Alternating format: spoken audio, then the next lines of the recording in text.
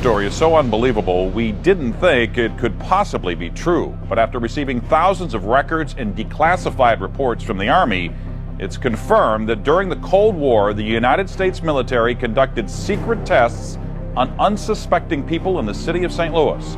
A local sociologist will make her findings public tomorrow, but she spoke first to the I-Team's Lisa Ziegman. Lisa Martino Taylor's life work has been to uncover details of the Army's ultra-secret military experiments carried out in St. Louis and other cities during the 1950s and 60s. This study was secretive for a reason. They didn't have volunteers stepping up and saying, yeah, I'll breathe zinc cadmium sulfide with radioactive particles. These Army archive pictures show how the tests were done in Corpus Christi, Texas in the 1960s. In Texas, planes were used to drop the chemical, but in St. Louis, the Army placed chemical sprayers on buildings and station wagons. City officials were kept in the dark about the tests. The Cold War cover story was that the Army was testing smoke screens to protect cities from a Russian attack. The truth, according to Martino Taylor, was much more sinister. It's pretty shocking. The level of duplicity and secrecy. Clearly, they went to great lengths to deceive people. By making hundreds of Freedom of Information Act requests, she uncovered once classified documents that confirmed the spraying of zinc cadmium sulfide. The greatest concentration of this compound was sprayed near the Pruitt-Igoe housing complex just south of downtown St. Louis. It was home to 10,000 low-income people, and an estimated 70% were under the age of 12. Martino Taylor claims they all unknowingly inhaled this compound morning, noon, and night so the government could measure its effects on their lungs. So this was in violation of all medical ethics, all international codes, and the military's own policy at that time.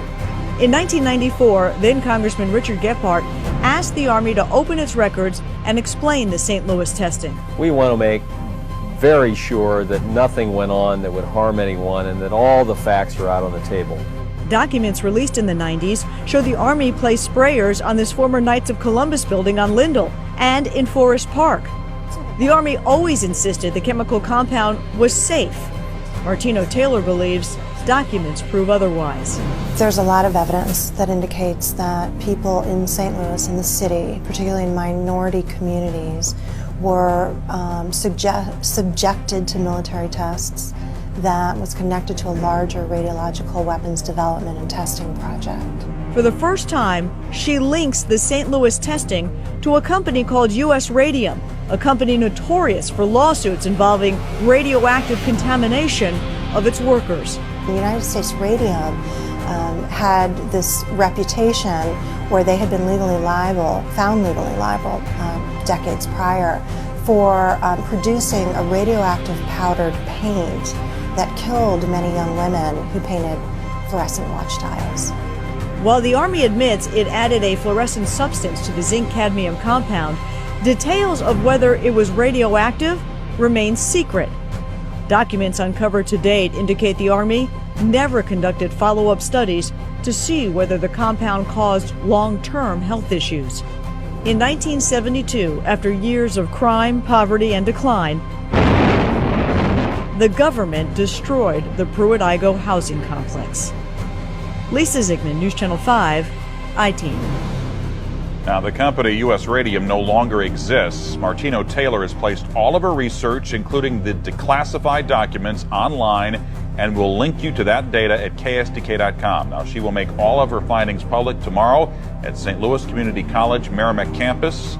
In the meantime, if you remember the spraying, the I-Team's Lisa Ziegman would like to hear from you. You can email her at lziegman@ksdk.com.